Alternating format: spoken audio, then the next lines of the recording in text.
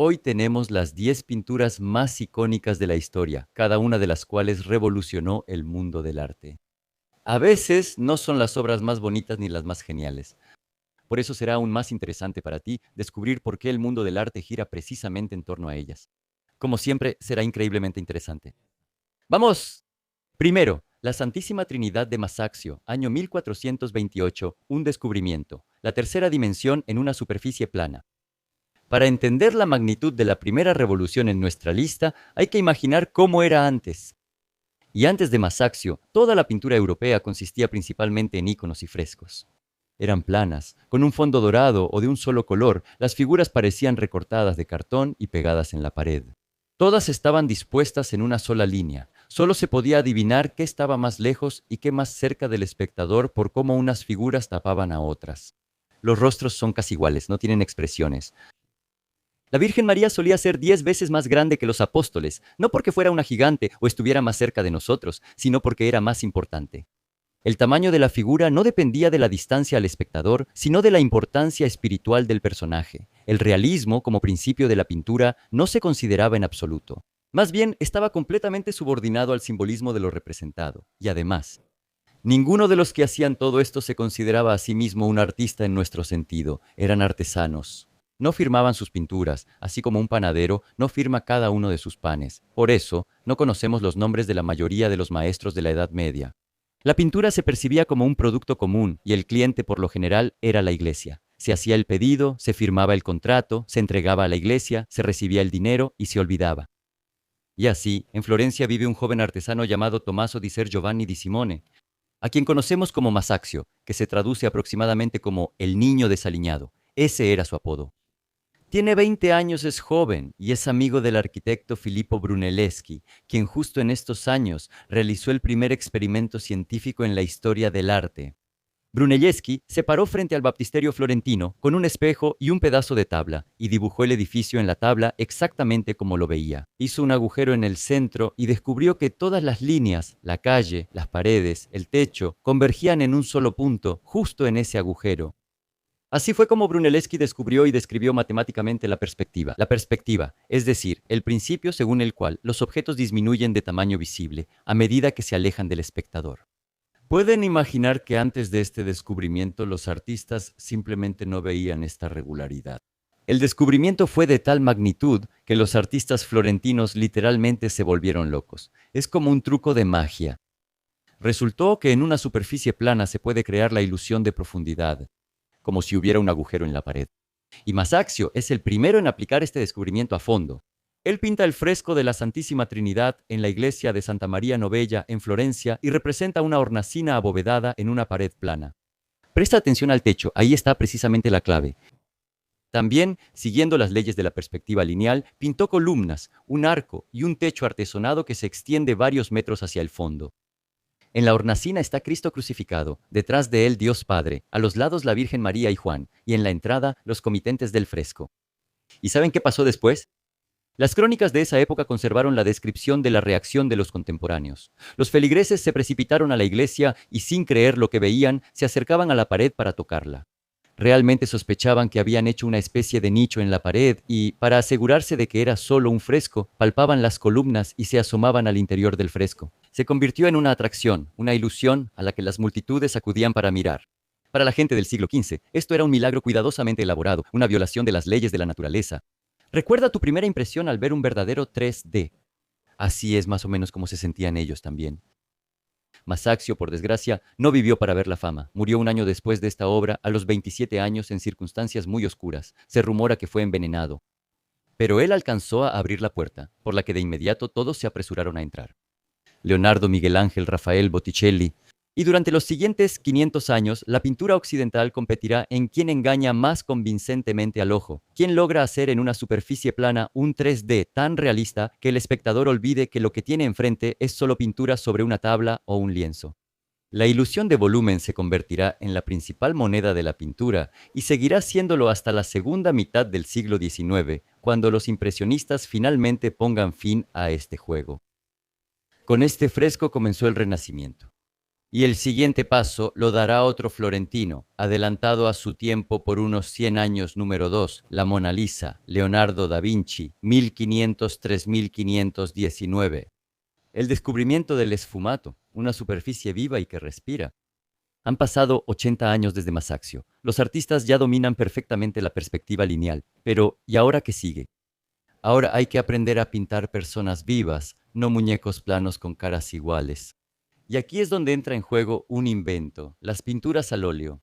Antes de eso, se pintaba principalmente con témpera, yema de huevo mezclada con pigmento y agua. La témpera se seca en 1 hora. Los colores son opacos y es imposible hacer transiciones suaves.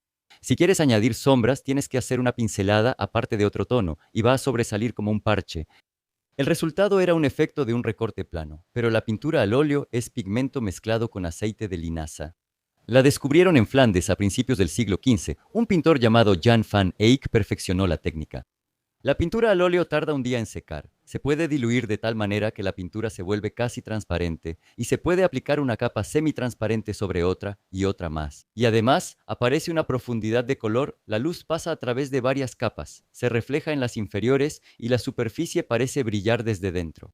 Y en ese momento a la pintura se suma una persona que hoy conocemos como el símbolo del genio universal, Leonardo da Vinci. Él no solo es pintor, también es anatomista. Personalmente, disecciona cadáveres y dibuja los músculos para entender cómo se mueve el cuerpo humano. Es ingeniero, dibuja planos de helicópteros, paracaídas, trajes de buzo, máquinas de tren y además es músico, arquitecto, biólogo y quién sabe qué más. Le interesaban tantas cosas diferentes que muchos de sus proyectos artísticos simplemente no los terminaba. Nos han llegado menos de 2 docenas de sus obras. Y así, en 1503, el experimentador Leonardo recibe la visita de un comerciante florentino, Francesco del Giocondo. Encargar un retrato de su esposa, Lisa Gherardini, era un encargo común. Leonardo acepta el encargo y comienza a aplicar una técnica que había inventado recientemente, pero nunca entrega el cuadro al cliente.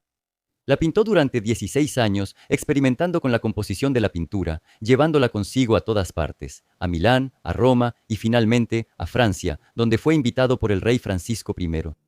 Ahí fue donde murió en 1519 y la Mona Lisa se quedó en la colección real, por eso hoy está en el Louvre, mientras que ellos están en Italia. ¿Qué hacía Leonardo con la pintura durante todos esos 16 años? Él aplicaba a la pintura capas semitransparentes de pintura, cada capa más delgada que un cabello humano. Después de cada capa, la pintura se secaba y Leonardo elegía el siguiente tono entre las capas. Él difuminaba los bordes con el dedo o con un pincel especial suave, de modo que no se pudiera ver dónde terminaba una cosa y comenzaba la otra. No había ni una sola línea definida, solo transiciones suaves y difusas. Leonardo fue el primero en inventar la técnica del degradado perfecto, tan delicado que no somos capaces de captar el límite donde un tono pasa a otro. A esta técnica él la llamó sfumato, que en italiano significa esfumado. Por eso la Mona Lisa parece estar envuelta en una especie de neblina. Y la sonrisa se ve tan suave porque las comisuras de la boca están pintadas con la técnica del esfumato y no puedes decir exactamente dónde empieza la sonrisa. El límite entre el rostro y el fondo es difuso y eso le da un aire de misterio. Antes de Leonardo, nadie sabía pintar un rostro tan vivo. Los retratos típicos antes de eso eran máscaras con proporciones correctas, sin emociones, destinados simplemente a retratar a la persona y colgar el cuadro en la pared. Cada retrato se pintaba durante meses, era imposible quedarse sentado sonriendo todo ese tiempo. Leonardo fue el primero en pintar una emoción. En el lienzo no está solo el rostro, sino el estado de ánimo del personaje, su estado interior. Y precisamente eso convirtió el retrato común de la esposa de un comerciante en la pintura más famosa del planeta. Y un poco de escándalo, por supuesto. Hasta 1911, la Mona Lisa ni siquiera se consideraba una pintura especialmente importante, hasta que fue robada del Louvre. La Mona Lisa apareció en las portadas de los periódicos de todo el mundo y se convirtió en una estrella de la crónica social, tan grande como ninguna otra estrella antes que ella. Hablé en detalle de este robo en un video aparte. Asegúrense de verlo. Dejaré el enlace en la descripción. Después de la Mona Lisa comienza la época del Alto Renacimiento. Rafael, Tiziano, Tizian, Carriggia, todos dominan el esfumato. El retrato psicológico se vuelve posible como género, no solo como un documento de así se ve esta persona, sino como una expresión artística sobre el ser humano, y esto se convertirá en el principal espacio de desarrollo de la pintura durante los siguientes 3 siglos. Número 3. La muerte de Germánico, Nicolás Poussin, año 1627, descubrimiento, clasicismo. Reglas que durarán 200 años. Nuestra siguiente pintura no rompió las reglas, sino que más bien las proclamó durante 200 años completos. Por eso decidí incluirla en la lista. Sin ella, nuestra línea de revolución estaría incompleta. Avancemos otros 100 años. En Europa está en pleno auge la contrarreforma.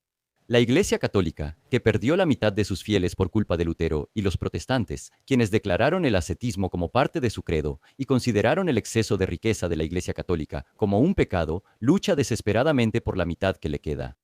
¿Cómo retener a los feligreses? Y los católicos deciden irse al extremo opuesto y crear una propaganda de lujo, como contrapeso al aburrido ascetismo, para darle a la audiencia potencial drama, éxtasis y emoción. Y surge el arte barroco, que es un arte del impacto y del exceso. Caravaggio ilumina a sus santos con rayos teatrales y duros, como si fueran de un reflector. Rubens pinta mujeres exuberantes y de formas generosas. Las composiciones están envueltas en torbellinos, las telas ondean, las manos se alzan en súplica y los rostros muestran emociones extremas. Toda la Iglesia de Italia, Flandes y España trabaja en esta misma línea. Y mientras tanto, el tiempo sigue su curso. El francés reservado, introvertido y poco sociable, Nicolas Poussin. Pronto habrá un video sobre él. Suscríbanse para no perdérselo. Él se mudó de Normandía a Roma a los 30 años y vivió allí casi toda su vida. Amante de los libros y de la antigüedad, no soportaba el bullicio barroco. Rara vez aceptaba encargos de grandes iglesias por principio. Para él eso era demasiado estridente. Poussin creía que el arte debía enseñar, no excitar, y elegía como clientes a coleccionistas cultos, eruditos y cardenales con bibliotecas. En 1627 se le acercó el cardenal Francesco Barberini. Para la pintura encargada, Poussin toma un tema de la antigüedad. Germánico es el sobrino del emperador Tiberio, un brillante comandante romano, el favorito de todos. Ahora Tiberio le tiene envidia y sospecha que quiere ocupar el trono. Y tan pronto como Germánico regresa de la campaña en Siria, muere repentinamente, casi con toda seguridad envenenado, por orden del propio Tiberio. Antes de morir, Germánico reúne a sus compañeros y les hace jurar venganza.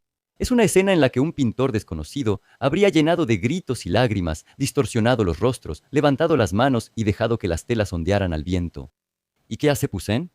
Miren este cuadro y compárenlo con cualquier obra barroca al lado de Poussin. Todo está alineado, la composición es simétrica, como un templo antiguo. Germánico está justo en el centro, la esposa y los compañeros están colocados a los lados, como estatuas en nichos. Los gestos son nobles, contenidos, sin histeria, sin lágrimas, sin ropas desgarradas, solo dolor estoico. El color es apagado, el fondo es arquitectura romana clásica. Eso es el clasicismo en su forma más pura y concentrada. Poussin prácticamente escribió un manual sobre cómo debe verse una pintura correcta, una pintura que educa al espectador. ¿Y saben qué pasó después? Este manual seguirá vigente durante los próximos 200 años. En 1648 en Francia, ya después de la muerte de Poussin, el rey Luis XIV funda la Real Academia de Pintura y Escultura, la primera institución estatal de arte del mundo. ¿Y con qué principios van a enseñar a los artistas en esta academia? Con los principios de Poussin. Toda la escuela académica europea durante 200 años toma sus pinturas como un estándar. Y hasta mediados del siglo XIX, hasta los mismos impresionistas, espérenlos. En Europa, la verdadera pintura solo se considera aquella que corresponde al canon establecido en esta obra, es decir, grandes temas históricos, poses nobles, composición ideal, pincelada imperceptible. Todo lo demás, paisaje, retrato, escena de la vida cotidiana, es de segunda categoría, solo sirve tal vez para los aprendices. Romper este canon les tomará a los artistas 235 años y lo lograrán dos franceses, Edouard Manet y Claude Monet. Y ahora dejarán de confundirlos para siempre. Las siguientes dos obras maestras tratan sobre ellos. Número 4. Desayuno sobre la hierba. Edouard Manet, año 1863. Descubrimiento. La primera gran grieta en el academicismo. Durante más de 200 años, el canon de Poussin se mantuvo inquebrantable. Las pinturas se pintaban en los talleres, de memoria. Los temas eran solo mitológicos, bíblicos o militares. Las sombras debían seguir las reglas y la pincelada era invisible. El Salón de París, la principal exposición de Europa, rechazaba sin piedad todo lo que no encajaba. Pero para la década de 1860, el descontento se acumulaba. Decenas de jóvenes artistas llevaban años intentando entrar al salón y año tras año sus obras eran rechazadas por no cumplir con las reglas. Y en 1863 la Academia se volvió completamente descarada. Rechazó 3.000 pinturas de las 5.000 presentadas. La indignación fue tal que llegó hasta el emperador Napoleón III. Él mismo va al salón, observa las pinturas rechazadas y ordena organizar para ellas un salón aparte de los rechazados. Y en ese salón de los rechazados, en el primer salón de los rechazados, el público verá una pintura después de la cual la sociedad parisina simplemente se pondrá hecha una furia. En la pintura, dos hombres vestidos con trajes modernos están sentados en el césped. Con ellos hay una mujer desnuda. No es una ninfa, no es una diosa, sino una parisina, una mujer del vecindario. Ella está sentada, con la barbilla apoyada en la mano, relajada, y mira al espectador directamente a los ojos, con descaro, sin vergüenza. En el fondo hay otra mujer, solo con una camisa, chapoteando en el arroyo. Cerca hay una canasta de picnic y ropa tirada. Parece, ¿y qué tiene de malo? Pero vamos a ponernos por un momento en la cabeza de un parisino común de 1863. En el salón, como en otros, de un maestro parisino, no hay ningún maestro. Venus, Susana, ninfas bañándose, Psique, Leda con el cisne, todas ellas según los mitos andaban como Dios las trajo al mundo, por eso había miles de lienzos académicos así. Cuelgan en el Louvre y a nadie le importa. Cerca, en una camisa, una mujer desnuda chapotea vestida con ropa común de la época, junto a hombres comunes con corbatas. Eso ya es pornografía, escandalosamente inaceptable. Y lo que es especialmente importante, Manet no inventó la pose de esta mujer. Él literalmente la copió de fotografías eróticas que circulaban masivamente por París en la década de 1850. La fotografía en ese entonces era una novedad. El tiempo de exposición finalmente se redujo a un segundo y apareció la fotografía de retrato en estudio. Y una de sus primeras funciones masivas, por supuesto, fue, sí, exactamente esa. Era completamente indecente, pero imaginen que por primera vez en el mercado aparecieron no pinturas, sino imágenes reales de personas vivas, muy a menudo sin ropa. Comenzó tal auge que en Londres incluso se aprobó la primera ley de la historia contra la pornografía, tratando de detener esta depravación fotográfica. Así que los parisinos solo podían comprar en secreto a los fotógrafos imágenes con modelos desnudos. Y Monet, un ávido coleccionista de fotografías en general y eróticas en particular, trasladó directamente esa imagen visual reconocible al lienzo. Y la mayoría de los parisinos conocía la historia, pero no podían admitirlo. Por eso, estos santurrones criticaron el aspecto técnico del asunto, que fue lo que realmente representó una revolución.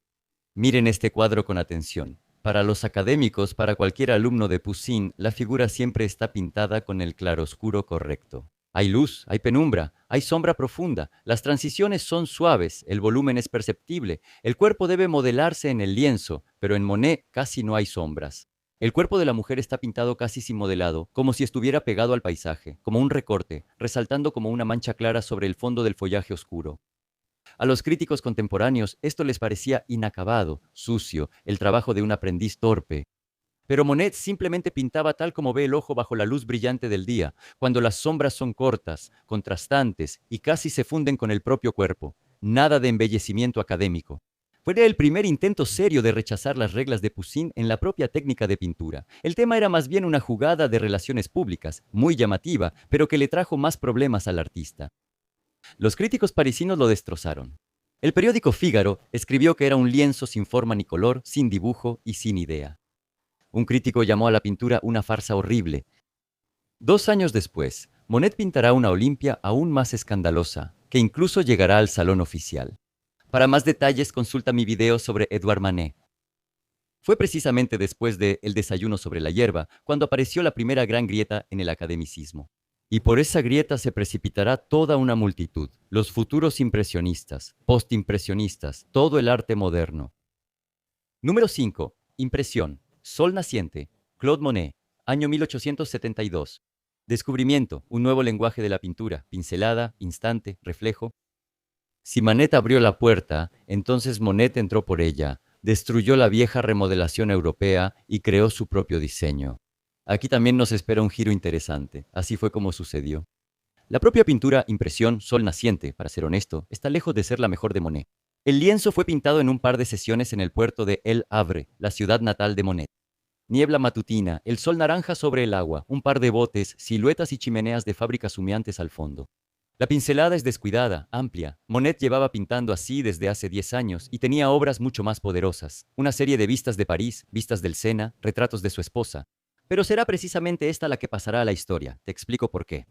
A principios de la década de 1870, alrededor de Claude Monet, se reunió un grupo de jóvenes artistas que durante años intentaron entrar al Salón de París y que durante años fueron rechazados por la Academia. Claude Monet, Auguste Renoir, Edgar Degas, Camille Pissarro, Alfred Sisley, Berthe Morisot, Paul Cézanne. Los futuros clásicos del impresionismo. Por ahora, solo una banda de artistas pobres y experimentales. Y en 1873 deciden, ya basta. Hagamos nuestra propia exposición, sin academia, sin jurados, sin esas reglas tontas. Alquilan el taller del fotógrafo Nadar en el Boulevard de los Capuchinos. La exposición se inauguró el 15 de abril de 1874. Participaron 30 artistas y 165 obras. Para comparar, el Salón de París limitaba a los artistas a 3 obras por persona, aquí no había ninguna restricción. Pero el público vino principalmente a mirar y a reírse. Para ellos, el arte nuevo era todo lo que se apartaba de los cánones del clasicismo. Era considerado un garabateo en lienzo, con payasadas de advenedizos sin nombre que no sabían dibujar. Los críticos bromeaban. El método de estos artistas es así: se carga una pistola con tubos de pintura y se dispara al lienzo. Y especialmente se destacó Louis Leroy, un crítico de la revista satírica Le Charivari. Él escribió una columna mordaz en forma de diálogo entre dos visitantes, un maestro conservador de edad avanzada y un joven entusiasta. El anciano, al ver la obra de Monet Impresión, Sol naciente, comenta sarcásticamente: ¿Impresión? Pues sí, claro, estoy seguro de eso. Si estoy impresionado, entonces debe ser una impresión. ¿Y hasta qué punto de ejecución libre y ligera el papel tapiz en la etapa inicial del diseño se parece más a una pintura que este paisaje marino? Y Leroy los llama con desprecio a todos ellos impresionistas, o si quieren, los de la impresión. En una revista sale un artículo bajo el título Exposición de los impresionistas, y así ese apodo sarcástico se quedó. Al principio, los jóvenes rebeldes la evitaban, pero poco a poco se acostumbraron y la convirtieron en su bandera. En realidad, la pintura ni siquiera tenía un nombre al principio, simplemente era una vista del puerto en el Havre. Pero Monet tuvo que inventarlo especialmente para la exposición. Si no lo hubiera hecho, hoy podríamos estar hablando no de impresionistas, sino de habristas. Así, la pintura impresión, Sol naciente, que accidentalmente se convirtió en motivo de burlas, se volvió el emblema de toda una corriente que cambió el mundo del arte. ¿Qué había de innovador en la propia técnica? Voy a destacar 3 cosas clave. Primero, la pincelada visible y separada. Antes de los impresionistas, en el clasicismo, al contrario, se intentaba que la pincelada fuera invisible y suave. Eso se consideraba una muestra de maestría. Para los impresionistas, la pincelada se convierte en el protagonista principal del cuadro, el elemento básico de la construcción. Puedes ver exactamente cómo se aplicó la pintura, de qué forma y en qué dirección. La pincelada se convierte en una unidad independiente de expresividad que le añade dinamismo a la pintura. Segundo, el instante en lugar de la pose. No es una composición eterna, calculada con regla y pintada en el taller bajo luz artificial, sino 2 minutos concretos en un lugar específico, bajo una luz particular, al aire libre, en plein air. El impresionista pinta en este momento. Manet llegaba al punto de llevar hasta de 9 a 12 caballetes al aire libre y cambiaba de uno a otro cada hora porque la luz cambiaba. Así fue como pintó sus famosos almiares. Él tiene famosas series como la Catedral de Rouen, Los Álamos, Los Almiares, donde pintaba el mismo tema bajo diferentes iluminaciones justamente de esta manera. Tercero, los reflejos. La sombra ya no es negra, tiene color. El matiz de la luz y de los objetos alrededor tiñe al objeto con sus propios colores. La nieve bajo el sol del atardecer es rosada, el rostro en la sombra de un árbol es verdoso. El color puro, en general, solo puede existir rodeado completamente de blanco, por ejemplo, en una habitación blanca. Por eso, cualquier objeto en un entorno natural siempre está teñido por el reflejo de los colores de los objetos cercanos y del color de la luz. Esta idea fue convertida en regla por los impresionistas y luego pasó al postimpresionismo, después a todos lados. Esto cambia por completo la pintura. Después del impresionismo, todos pintarán de manera diferente. A Louis Leroy, en tono de burla, se le ocurrió el nombre para una de las principales revoluciones en la historia del arte. Más detalles sobre el impresionismo en mi video aparte. No dejen de verlo, está súper interesante. Número 6. Un domingo en la isla de la Grande Jatte. Georges Seurat. Años 1884-1886, descubrimiento, puntillismo. El color se mezcla no en la paleta, sino en el ojo. Solo han pasado 12 años desde impresión. El impresionismo está a medio camino de ser reconocido por el público y los críticos, pero los artistas innovadores ya lo han reconocido desde hace tiempo. Y entonces, en la escena parisina, aparece un joven parisino, Georges Seurat. Tiene 24 años. Y él no es un artista en el sentido habitual. Seurat no es bohemio, no bebe, no causa disturbios, no sufre de pobreza. Un joven de una familia burguesa respetable, con una buena formación en ingeniería, es aburrido, metódico, serio. Él es más un científico que un pintor. Lee trabajos científicos sobre óptica, estudia la teoría del color del químico Michel Eugène Chevreul, quien inventó el círculo cromático. Chevreul trabajó como director de la manufactura de tapices y notó que los hilos de diferentes colores, al estar juntos, se mezclan a la distancia y le dan al espectador un tercer color. Si miras el tapiz de cerca, solo son nudos de hilos, amarillos, azules, rojos, verdes, pero a la distancia, el ojo mismo los fusiona y ve matices complejos. Lo de Chevreul es matemática. Él lo describió matemáticamente y en 1839 publicó un libro científico sobre la ley del contraste simultáneo de los colores.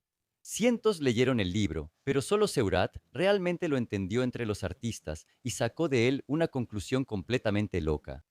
Él dice, ¿para qué mezclar las pinturas en la paleta? Si pongo puntos azules y amarillos juntos en el lienzo, su ojo los mezclará solo y verá el verde. Si alguna vez han visto de cerca la pantalla de un televisor o monitor, entonces entienden exactamente lo que Seurat quería decir.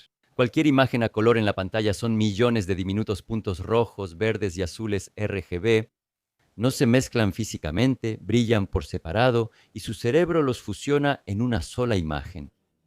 Pues bien, Seurat tuvo exactamente esta idea 80 años antes de que apareciera la televisión a color y 100 años antes de la pantalla digital.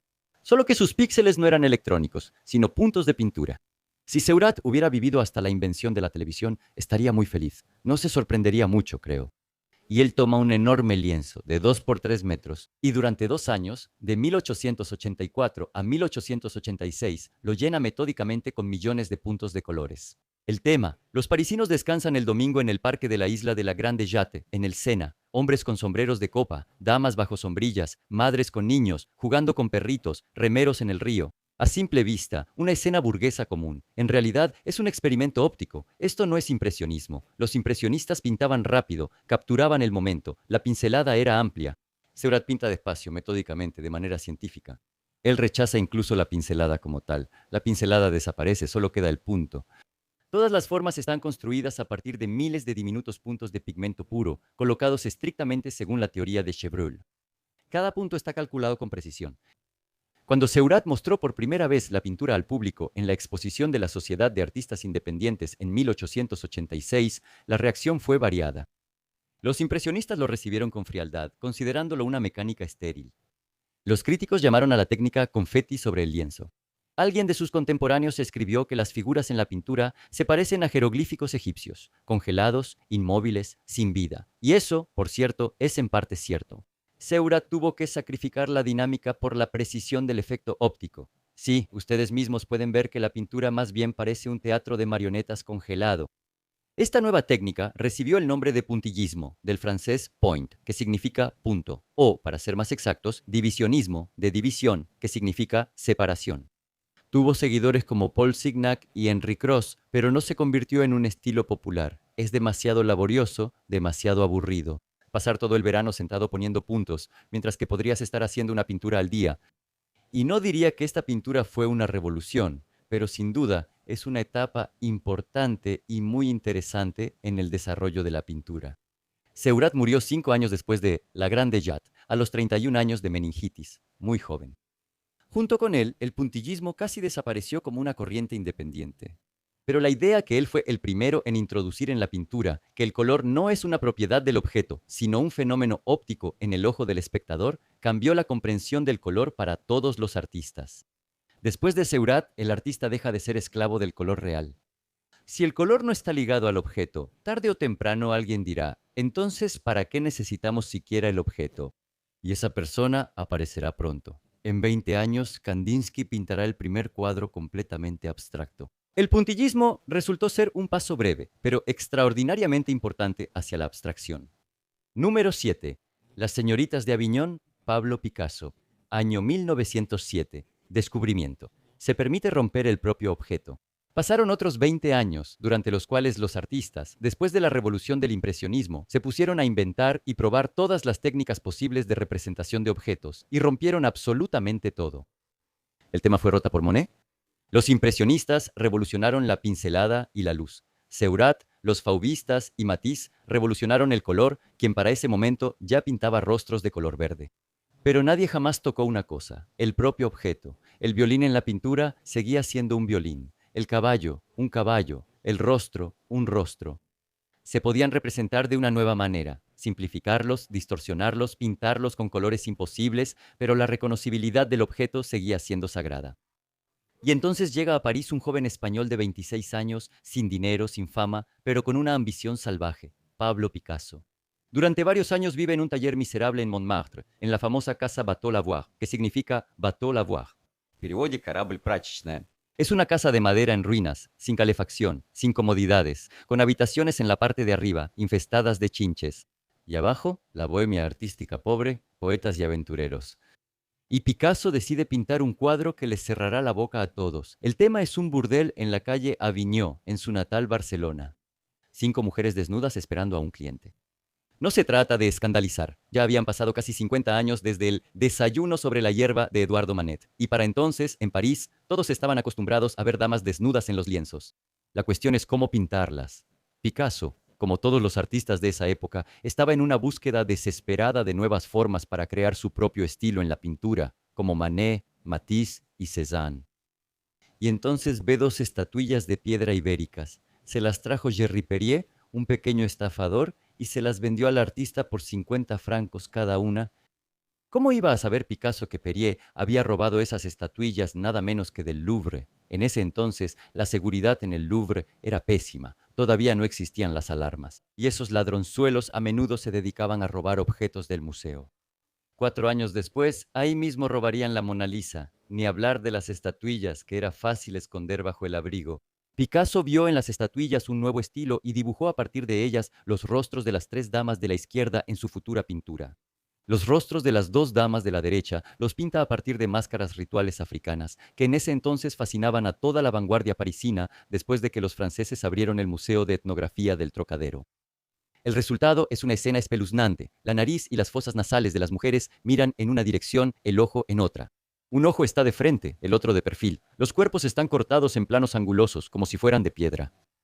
Esto no se parece en nada a ninguna pintura anterior. Picasso llama a sus amigos para que vean la pintura. La reacción fue demoledora. Matisse se enfureció, consideró la pintura una ofensa personal, una provocación contra sus propias búsquedas. Braque le dijo a Picasso, esto es como obligarnos a tragar estopa y beber queroseno. El marchante de arte que vendía obras de Picasso se da la vuelta y se va. La amante de Picasso, Fernanda, llora. Gertrude Stein está de pie en silencio, en estado de shock. Picasso atentó contra lo sagrado, contra el reconocimiento del objeto en la pintura. Él no solo presentó otro experimento con la técnica de la pintura, con la pincelada, el color, los puntos, los rayos, cambió el propio objeto.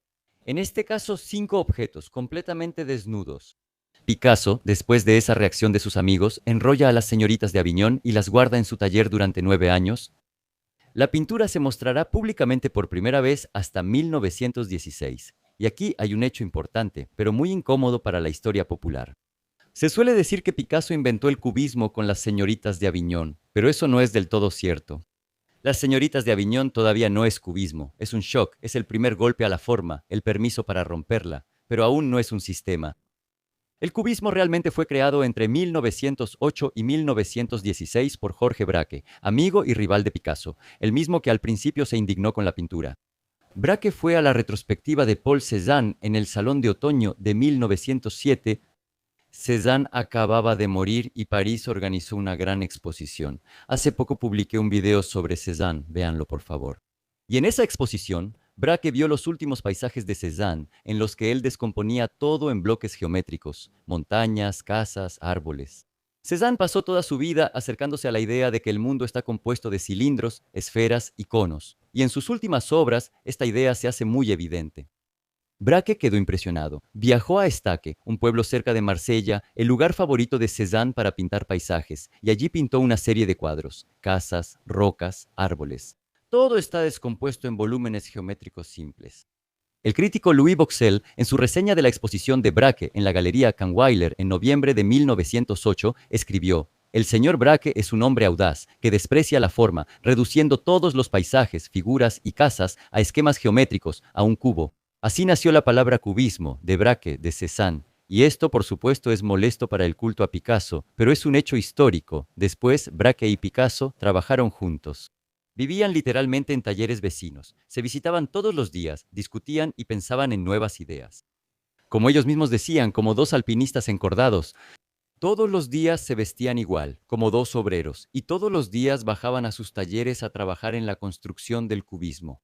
Después de 5 años, ya era una corriente poderosa y consolidada. Bonus track para esta historia. En 1911, cuando roben la mismísima Mona Lisa del Louvre, Picasso se convertirá en el principal sospechoso del robo. Porque todavía tenía esas mismas estatuillas robadas guardadas en su armario. Un par más estaban con su amigo Apollinaire. En pánico, Apollinaire empaca una maleta con las estatuillas. Se disfraza para no ser reconocido, según los rumores, con ropa de mujer, aunque eso podría ser solo una leyenda urbana. Va a la redacción del periódico Paris Journal y entrega las estatuillas a los periodistas, quienes las devuelven al Louvre. Aún así, arrestan a Apollinaire y lo mantienen una semana en la cárcel.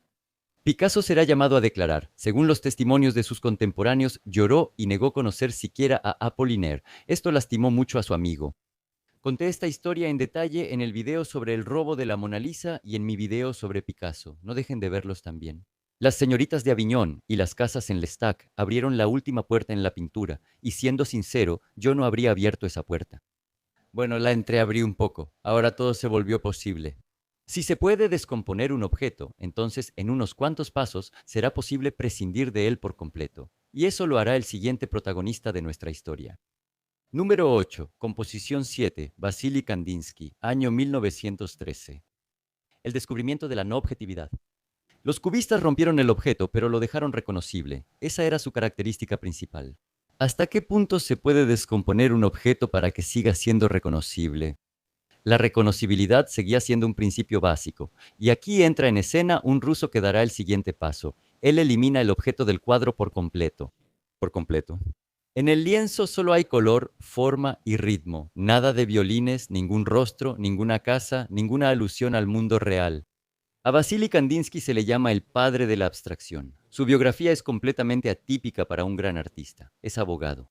Se graduó de la Universidad de Moscú, defendió una tesis sobre economía y trabajo campesino, enseñó en Delft, tenía una carrera académica exitosa, estaba en camino a convertirse en profesor. Y a los 30 años de repente, en 1896, lo deja todo. Rechaza la cátedra en Delft y se va a Múnich a estudiar pintura. Tarde para esa época, casi sin esperanza, su esposa está en shock, sus padres horrorizados, pero Kandinsky es persistente. ¿Qué pasó? Dos conmociones. La primera la vio en Moscú, en una exposición de impresionistas franceses, La parva de heno de Claude Monet, y no reconoció de inmediato que era un pajar. Al principio solo vio una mancha de color y el pajar. Сначала увидел только цветовое пятно y lo comprendió. Entonces el color puede ser un protagonista independiente, sin objeto. La segunda conmoción. La puesta en escena de la ópera Lohengrin de Wagner en el Teatro Bolshoi. Kandinsky decía que escuchaba los sonidos como colores, los veía en el aire. Este fenómeno médico se llama sinestesia. En algunas personas, los sonidos y los colores están conectados directamente en el cerebro. Y Kandinsky pensó, si la música es pura abstracción, no cuenta nada, solo suena, entonces la pintura puede ser igual, puede crearse como la música. En Múnich, Kandinsky llega gradualmente a esto. En los primeros años, él todavía pinta temas reconocibles, jinetes, iglesias, caballos, paisajes alemanes al estilo de las imágenes populares alemanas. Pero para 1910, estos temas en sus lienzos comienzan a disolverse en manchas de color. Al principio se distingue al jinete, pero solo se ven manchas. Luego, incluso las manchas pierden conexión con la realidad. En 1911, él escribe un manifiesto sobre lo espiritual en el arte. Un libro en el que se formula que el color y la forma tienen su propia sonoridad, como en la música. El azul es tranquilidad, el dorado es gloria, el rojo es ira. El artista puede combinarlos como un compositor combina las notas, sin ningún objeto. Y en noviembre de 1913, en su taller de Múnich, Kandinsky pinta la composición 7 en 4 días. Compárenlo con los 16 años que tomó la Mona Lisa. Antes de eso, más de 30 bocetos, acuarelas, estudios, pruebas. El lienzo es enorme, casi 2 por 3 metros, y en él solo hay color, forma y ritmo. Remolinos, manchas, curvas, planos contrastantes, líneas rápidas, ningún objeto, en absoluto, absolutamente. Los contemporáneos vieron esto y no entendieron absolutamente nada. La reacción fue más o menos así. ¿Qué es esto? ¿Esto lo pintó un niño en el kinder? ¿Esto es siquiera una pintura o un lienzo arruinado? Bueno, hace 6 años nos reíamos de Cézanne, pero esto ya son solo garabatos. Esa es la misma frase que seguramente has escuchado incluso hoy en día, o tal vez hasta lo has pensado. ¿Eso también lo puedo dibujar yo? Y saben que técnicamente sí, puedes. Yo también puedo, cualquiera puede, pero a nadie antes de Kandinsky se le ocurrió hacerlo. En eso consiste la esencia de un descubrimiento. Después de que la idea ya se le ocurrió a alguien, repetirla es fácil, pero antes de eso es imposible. Eso es algo que atraviesa toda nuestra historia. Cada uno de estos descubrimientos, después de que se hacen, parece tan obvio, pero antes del descubrimiento todo el mundo resulta estar completamente ciego, hasta que aparece alguien observador. Y otro detalle importante. Kandinsky, a diferencia de muchos de sus seguidores, era un artista serio. Durante años, Kandinsky avanzó hacia la abstracción. Pasó por todo el arte figurativo. Estudió teoría, escribió 2 libros, De lo espiritual en el arte y Punto y línea sobre el plano. No fue una ocurrencia de un farsante perezoso, fue una postura intelectual sufrida y meditada. Después de la composición 7, el arte alcanza un nuevo nivel que antes estaba cerrado, la completa abstracción. Se puede pintar simplemente formas, simplemente color, simplemente emoción sin un tema. 2 años después, esta idea será adoptada y convertida en un manifiesto por otro ruso, Casimir Malevich. Número 9. Cuadrado negro. Casimir Malevich, año 1915. Descubrimiento. El arte puede no ser bonito. Kandinsky liberó al arte de la obligación de representar algo. Malevich va más allá. Él libera al arte de la obligación de gustar, de ser bonito. Sé cómo se sienten respecto al cuadrado negro, pero técnica e históricamente, este es probablemente el cambio más importante en 500 años, descrito en nuestro top 10. Ahora les explico todo. Miren, esto es lo importante de entender. Kandinsky pintaba de manera abstracta, pero lo hacía de forma hermosa. Los colores son vivos, la composición está bien pensada, hay armonía, en sus abstracciones hay estética, aunque sea inusual, pero reconocible. Puedes mirar la composición 7 y obtener de ella un placer puramente decorativo. Y Malevich, con el cuadrado negro, básicamente le dice al espectador, olvida la belleza, no quiero gustarte, estoy creando un manifiesto, cero forma, fin de la representación de objetos. Un rectángulo negro sobre un fondo blanco. Es un cambio muy importante. Desde la antigua Grecia, el objetivo del arte era crear belleza. Durante miles de años, los artistas competían para ver quién tenía diosas más bellas, cuerpos más elegantes, colores más nobles. Malevich fue el primero en decir, la belleza no es necesaria. La idea principal. El cuadrado negro no es la negrura del cosmos, ni del espacio, ni un punto. Es simplemente un cuadrado negro. Como forma y color, es lo más opuesto posible a lo más vivo del mundo, el sol redondo y amarillo. Malevich es una figura sorprendente, analfabeto, una niña que reprobó 4 veces los exámenes para la Escuela de Pintura de Moscú. Él mismo se llamó a sí mismo un hombre sin lecturas, vanidoso, ambicioso, infinitamente envidioso de los maestros. Probó todas las corrientes una tras otra, impresionismo, fauvismo, cubismo, primitivismo, todo para finalmente hacerse notar. Durante mucho tiempo no lo lograba, se quedaba en las filas de atrás. Y fue en 1915 cuando se le ocurrió una idea genial por su simpleza, pintar una forma pura sin ningún objeto, el cuadrado negro. Él pinta el cuadrado en el verano de 1915 y de inmediato entra en pánico.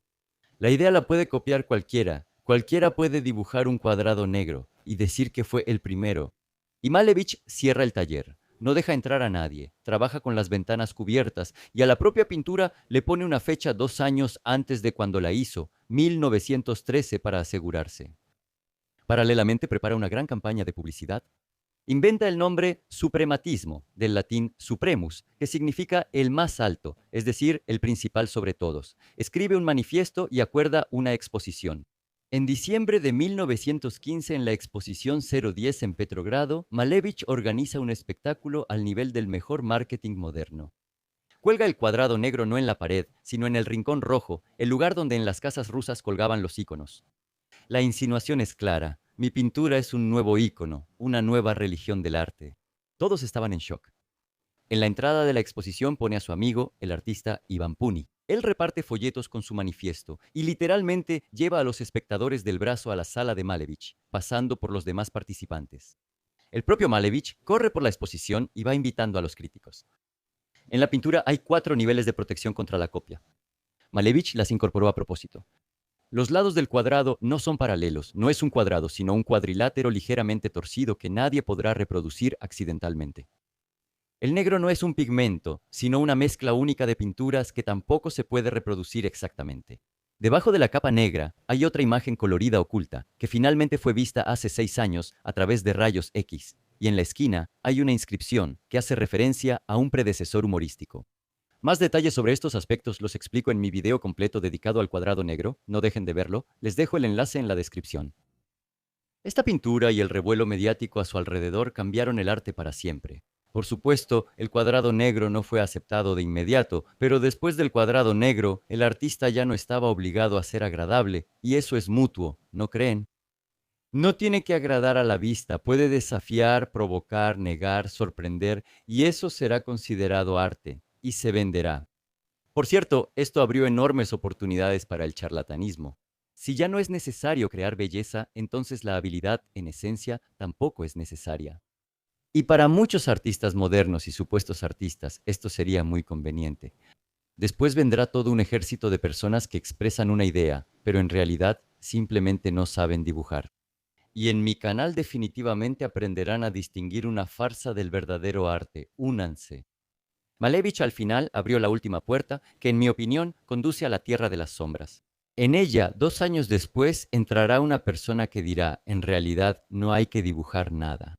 Número 10. Fuente, Marcel Duchamp, año 1917. Un descubrimiento. El artista ya no tiene que crear nada con sus propias manos. Y así llegamos a la pintura más polémica de nuestro top 10 y probablemente de la historia del arte. Aunque aquí hay que aclarar de inmediato, esto no es exactamente una pintura y, en mi humilde opinión, tampoco es exactamente arte. Pero es imposible negar que este objeto de arte cambió el mundo del arte. Marcel Duchamp, francés, dadaísta, que se mudó a Nueva York en 1915. Los dadaístas son un grupo de artistas, poetas y filósofos que surgió durante la Primera Guerra Mundial como reacción a su horror. Su idea era simple y dura. Si la cultura europea, con su Bach y Goethe, llevó a las trincheras y ataques con gas, entonces esa cultura está mortalmente enferma. Así que al diablo con todas sus reglas, al diablo con su belleza, su razón, sus tradiciones, su arte y su moral. Renunciamos a todo eso. Vamos a burlarnos, provocar y romper. La misma palabra dada fue elegida al azar de un diccionario. Según una versión, señalaron con el dedo la primera palabra francesa que encontraron y resultó ser dada un caballito de juguete para niños. Un sinsentido perfecto, como de hecho todo lo que salió de su pluma. Duchamp es el más refinado de los dadaístas, ni ruidoso, ni alborotador, preciso, irónico con un sentido del humor muy sutil. Para 1917 ya había hecho varias obras provocativas. Por ejemplo, una rueda de bicicleta sobre un taburete a la que llamó escultura, poniendo a prueba una idea sumamente radical. ¿Y si la obra de arte no la haces tú mismo, sino que simplemente tomas algo ya hecho? Miren, me llamé a mí mismo artista, tomé una silla, le rompí una pata, le puse un nombre muy profundo, digamos, el equilibrio del mundo, y ahí tienen arte. Y parece que no hice nada, solo rompí algo, pero creé una imagen y te hice pensar. Por si acaso acabo de inventar esa imagen yo mismo, solo como ejemplo. No le presten atención, es solo para que entiendan mejor la idea, así que no sean duros conmigo, amigos. Y en abril de 1917, Duchamp va a la tienda de plomería J.L. Mod Ironworks, en la Quinta Avenida en Nueva York. Compra ahí un urinario común y corriente de fábrica por $6. Lo voltea de lado, lo firma con pintura negra, R. Muth 1917. Un seudónimo, una referencia al apellido del dueño de la tienda y a un personaje de cómic. Le da a la obra el nombre de Fuente y la presenta en la exposición de la Sociedad de Artistas Independientes en Nueva York. Aquí hay un detalle importante. Esta sociedad se autoproclamó sin jurado, sin rechazos. Aceptamos el trabajo de cualquiera que pague una cuota de $6. Y Duchamp también formaba parte de la junta directiva de esa sociedad. Y él decidió ponerlos a prueba para ver si realmente no había restricciones, usando un objeto tan vulgar, quizás el menos elevado de todo lo que ha creado el ser humano. Y el jurado la rechazó. a pesar de sus propias promesas. Dijeron que eso no era arte, que era una burla. Duchamp, en señal de protesta, dio un portazo y se fue de la junta directiva. Y la propia fuente se perdió en algún lugar. El original desapareció sin dejar rastro. Todas las fuentes actuales en los museos del mundo son réplicas de autor tardías de los años 50 y 60, cuando Duchamp se volvió famoso y empezó a encargar copias de su obra en las mismas fábricas. Del original solo queda una fotografía tomada por el fotógrafo Alfred Stieglitz, en la que se puede ver esa misma inscripción. 1917. Pero la idea no murió. Parecía demasiado tentadora para muchos artistas ineptos y empezó a circular por el mundo. La misma idea fue proclamada por Duchamp con su atrevido experimento. Él dijo: cualquiera se convierte en artista si llama arte a cualquier objeto. Entonces, haces un montón artístico, lo señalas con el dedo, lo llamas, lamentablemente, sobre calorías y ya eres artista. Eso también lo inventé yo, ese objeto no existe. Por cierto, poco después, otro artista. Manzoni hizo algo parecido. Enlató sus excrementos en latas, que ahora valen cientos de miles de dólares. También les contaré sobre eso, suscríbanse para no perdérselo. En otras palabras, ahora no solo no es necesario que lo representado se parezca a la realidad o mostrar algo reconocible, ni siquiera tienes que mover un dedo. Aunque no, sí tendrás que mover el dedo, porque tienes que señalar el objeto para declararlo arte. Esta idea recibió el nombre de ready-made, del inglés ya hecho, y abrió una ventana de Overton tan grande que el mundo del arte todavía está lidiando con las consecuencias. Después de Duchamp se volvió posible llamarse artista sin saber dibujar. Puedes convertirte en artista pegando un plátano a la pared con cinta adhesiva. Hola, Mauricio Catalán. El precio en la subasta fue de 6.2 millones de dólares en 2024. Puedes poner un tiburón en formol dentro de una caja de vidrio y venderlo por 12 millones Damien Hirst. Puedes meter tu propia sangre en un molde de cabeza y venderlo como autorretrato. Mark Quinn. Por eso ahora ves tan seguido a tu alrededor cosas completamente incomprensibles, pero que llaman arte. Entre todo eso a veces se encuentran verdaderos tesoros, pero lamentablemente son muy pocos. Quédate conmigo para aprender a identificarlos a primera vista. Sinceramente, te digo que esta idea me parece bastante dudosa. Ella abrió las puertas del arte a un enorme ejército de charlatanes que no saben hacer nada más que posar en conferencias de prensa. El mercado de arte contemporáneo está construido en un 90% sobre esta idea, y a menudo se parece más a una pirámide financiera con nombres rimbombantes y marchantes de arte actuando como corredores de bolsa que al arte mismo. Pero la honestidad es la honestidad. Si consideramos la fuente como un punto de quiebre y no hay mejor manera de entender las leyes del mundo del arte, entonces después de ella, la pintura y el arte en general se dividieron en dos mundos. Un mundo es el de aquellos que hacen algo con las manos, escriben, esculpen, dibujan, fotografían, sueldan. Y el segundo mundo es el de aquellos que señalan con el dedo y dicen: esto ahora es arte. Y el segundo mundo ahora a veces vale decenas de veces más que el primero. Si esto es bueno o malo es una pregunta abierta. Escriban en los comentarios qué piensan ustedes. ¿Es esto la libertad creativa definitiva y completa o un camino sin salida que contamina la propia idea del arte?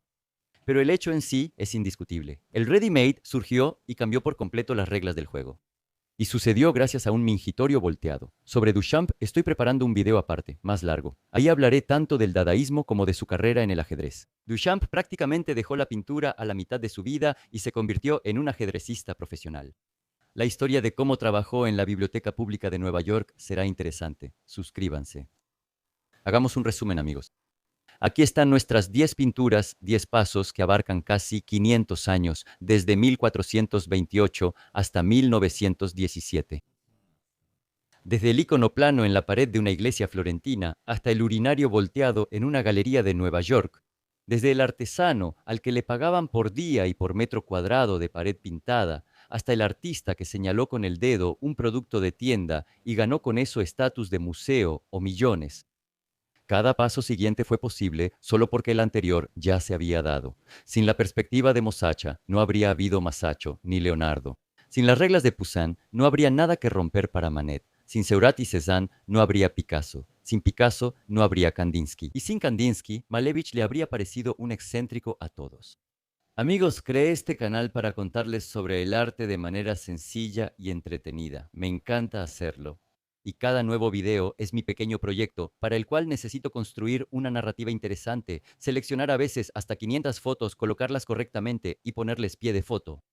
Es un trabajo enorme, pero la calidad para mí es más importante que la cantidad. Seguiré haciendo esto, pero realmente me sería de mucha ayuda su apoyo. Por favor, conviértanse en patrocinadores del canal aquí en YouTube o suscríbanse, aunque sea al nivel más básico, en Boosty o Patreon. Dejaré los enlaces en la descripción. Vamos a crear la comunidad de arte más preparada del mundo. Y gracias por ver.